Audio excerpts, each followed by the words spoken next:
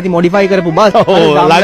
ලොකුම ප්‍රශ්නේ දැන්. ඔව් ලොකුම ප්‍රශ්නේ ඒක. බස් වලට මේ වගේ නීතියක් දාලා ලක්ෂ ගාණක් වේදම් කරලා ලස්සනට හදපු බස් ඔය විදිහට අර කෑලි ගලවලා නිකන් ලොරි බොඩියක් වගේ කරනවට කැමති වෙයිද? මිනිස්සුන්ගේ හීන නැත්තම් ඒ කොල්ලන්ගේ හීනයක් වෙන්න නොදී ඒගොල්ලන්ගේ හීන හැබෑ කරගත්ත අවස්ථාවක්. ඉතින් මම දැක්ක අර පොලිස් නිලධාරීන් කෝචොක් එකට අර මේ බෆල් දානවනේ මේ ඩීජේ මොනවද අර දැකලා නැති ගොබ්බයන්ට හොඳයි ඔය වගේ වචන. එතකොට ඒ මිනිස්සුන්ගේ දරුවෝ යන්නේ අර ලඩි බස් වල පා. අයි උංගලවයි යන්නේ මොකද බෙන්ස් වල BMW වල මොනවාද බං ඒ නිකන් පොලිසිය මොකද්ද ඒ කරපු වැඩේ? රීවිල්ලක් ගන්න කොල්ලෙක් ආසාවට ඌට ලොකු වාහනයකට යන්න බැරි. ඌ ඒක අස්සේ ගහන්න පුළුවන් නම් BMW එකේ බැජ් එකද උඩියද බෙන්ස් එකේද ඔක්කොම ගාලා බෆල් ටිකකුත් දාලා ඌගේ හීනේ බං. මේ අපේ රටේ දේශපාලුවෝ නැත්තම් ඌන්ට කඩේ යන්නේ මේ අපේ උන්ට හීනට යන්න දෙන්නේ. කොහොමද මේ රටක් දිනුනේ? ලස්සන ඒ වගේ හොඳ සැප පහසු සීට් එකක යන්න අපේ මේ අහිංසකයන්ට අවස්ථාවක් නැද්ද ඒ කියන්නේ? ඉස්කෝල ළමයි යනවා නැත්තම් ට්‍රිප් එකක් යන කවුරු හරි බුක් කරලා BMW එකක් බෙන්ස් එකක් නැත්තම් මෝටර් හෝම් එකක් බුක් කරන්න බැරි හින්දානේ බං ඒ ළමයි එකතු කරලා බස් එකක් ගන්න. දැන් දම් රජිනේ හැදුවේ පොඩි කොල්ලෙක් අවුරුදු 20 ගානක් කොල්ල. ඒතර ඌ ඒ කාල සීමාවේදී ඌ එච්චර දෙයක් හිතලා හැම දෙයක් කරා. තව ඉදිරියේදී උන්ට